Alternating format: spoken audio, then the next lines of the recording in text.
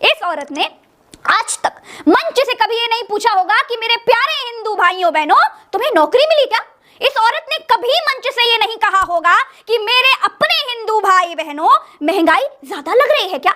इस औरत ने आज तक किसी मंच से किसानों का हाल नहीं जाना होगा, लेकिन हर मंच से ये सिर्फ हिंदू मुसलमान हिंदू मुसलमान हिंदू मुसलमान हिंदू मुसलमान हिंदू मुसलमान हिंदू मुसलमान, बस तुम छुरी रखो, कांटा रखो, कुल्हाड़ी रखो, गर्दन काट दो, बस सिर्फ यही है।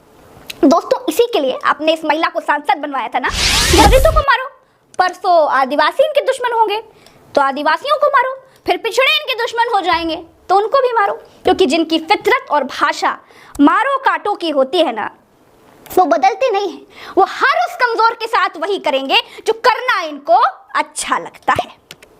करते रहिए संविधान संविधान संविधान संविधान संविधान संविधान संविधान संविधान, ये सब कमजोरों के लिए है। सत्ताधारी सामर्थ्यवान सांसद मैडम के लिए संविधान पैरों की जूती है। ये लोग क्यों संविधान को नहीं मानते, सोचिए, सोच रहे हैं ना, गौर दीजिए दिमाग पर। किसी दलित के बनाए नियम कानून मानने में इनको शर्म आती है, बाबा साहब की बातों को मानने में इनको बेइज्जती महसूस होती है। खुलकर बात कहती हूँ, अच्छी लगे तो ठीक, नहीं तो। लेकिन इस देश में अगर बीजेपी के मंत्री का लड़का किसानों को अपनी थार से रौंद डालेगा तो उसका अपराध उतना बड़ा बिल्कुल नहीं है, लेकिन मुसलमान क्राइम करेगा तो उसके लिए मंच से मारो काटो की बातें होने लगेंगी। गाड़ियों में माइक बांधकर मुस्लिम महिलाओं के बलात्कार की धमकियां दी जाने लगती हैं। भैया क्राइम तो क्राइम है, मुसलमान करे या हिंदू करे, हिंदू राष्ट्र बनेगा और फिर हिंदू राष्ट्र की रजाई बनवाइएगा और ओढ़कर आराम से सो जाइएगा, क्योंकि साध्वी प्रज्ञा ठाकुर जैसे बीजेपी नेता आपको हिंदू तो बना देंगे लेकिन इंसान नहीं बना पाएंगे। नहीं, इस पर अचरज मत कीजिए दोस्तों कि मुसलमानों को मारने के लिए सत्ताधारी बीजेपी की एक सांसद लोगों को घरों में हथियार रखने के लिए कह रही है, उकसा रही है। अब इसमें कोई आश्चर्य की बात तो है नहीं। आश्चर्य तो इसमें है कि एक चुनी हुई जनप्रतिनिधि, एक सांसद, एक साध्वी, नरेंद्र मोदी जी की सहयोगी, जिसने संसद में निष्ठा, ईमानदारी, अखंडता और एकता की कसम खाई हो, वो औरत सरेआम मंच से देश के अल्पसंख्यक मुस्लिमों के गले काटने की धमकी दे रही है। तो सब्जी काटने वाला चाकू जरा तेज रखो, स्पष्ट बोल रही हूँ कि हमारे घरों में भी सब्जी काटने के लिए हथियार तेज होना चाहिए। हम भी सब्जी काटने वाले चाकुओं को जरा तेज रख लें, पता नहीं कब कैसा मौका आए।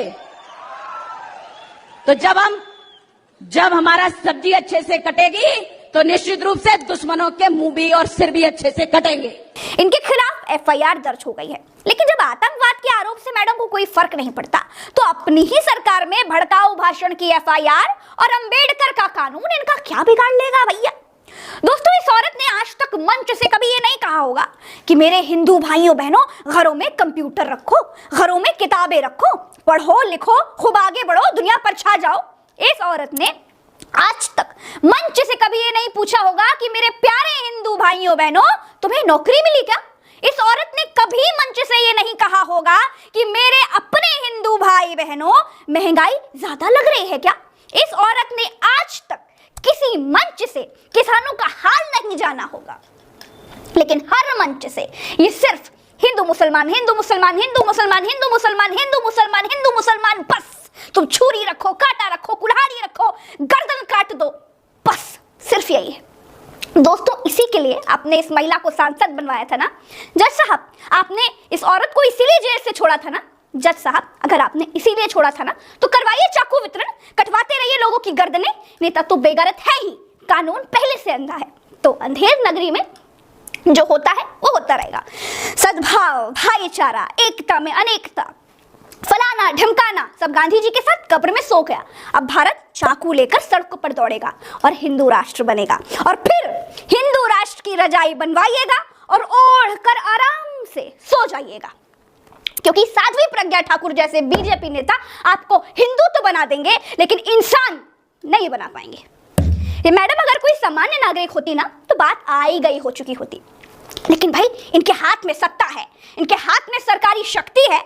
आज मुसलमान इनके दुश्मन हैं तो मुसलमानों को मारो, कल दलित इनके दुश्मन होंगे तो दलितों को मारो, परसों आदिवासी इनके दुश्मन होंगे तो आदिवासियों को मारो, फिर पिछड़े इनके दुश्मन हो जाएंगे तो उनको भी मारो, क्योंकि जिनकी फितरत और भाषा मारो काटो की होती है ना, वो बदलते नहीं है। वो हर उस कमजोर के साथ वही करेंगे जो करना इनको अच्छा लगता है।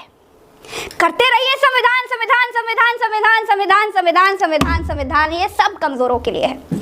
सत्ताधारी सामर्थ्यवान सांसद मैडम के लिए संविधान पैरों की जूती है। ये लोग क्यों संविधान को नहीं मानते? सोचिए, सोच रहे हैं ना? गौर दीजिए दिमाग पर। किसी दलित के बनाए नियम कानून मानने में इनको शर्म आती है। बाबा साहब की बातों को मानने में इनको बेइज्जती महसूस होती है। खुलकर बात कहती हूँ, अच्छी लगे तो ठीक, नहीं तो नमस्ते। दोस्तों, अगर किसी ने क्राइम किया है तो उसके लिए कानून है, लेकिन इस देश में अगर बीजेपी के मंत्री का लड़का किसानों को अपनी थार से रौंद डालेगा तो उसका अपराध उतना बड़ा बिल्कुल नहीं है। लेकिन मुसलमान क्राइम करेगा तो उसके लिए मंच से मारो काटो की बातें होने लगेंगी। गाड़ियों में माइक बांधकर मुस्लिम महिलाओं के बलात्कार की धमकियां दी जाने लगती हैं। भैया, क्राइम तो क्राइम है, मुसलमान करे या हिंदू करे। अगर आपका मन करे तो चैनल को सब्सक्राइब जरूर कीजिएगा, और अगर आपको सच कड़वा लगता है तो दूर ही रहिएगा। धन्यवाद। और फेसबुक पर देख रहे हैं तो पेज को फॉलो कर सकते हैं, फॉलो कर लीजिएगा, ये तो सच को और जोरदार तरीके से सरकार तक पहुंचाएंगे। जय हिंद। Thanks for watching. मैं हूं शरीफुल शेख। ये वीडियो में अगर आपको इन्फॉर्मेशन मिला तो वीडियो को लाइक कीजिए और ज़्यादा से ज़्यादा शेयर जरूर कीजिए, और इसी तरह की खबर जानने के लिए चैनल को सब्सक्राइब कीजिए, पेज को फॉलो कीजिए और देखते रहिए सच झारखंड टीवी।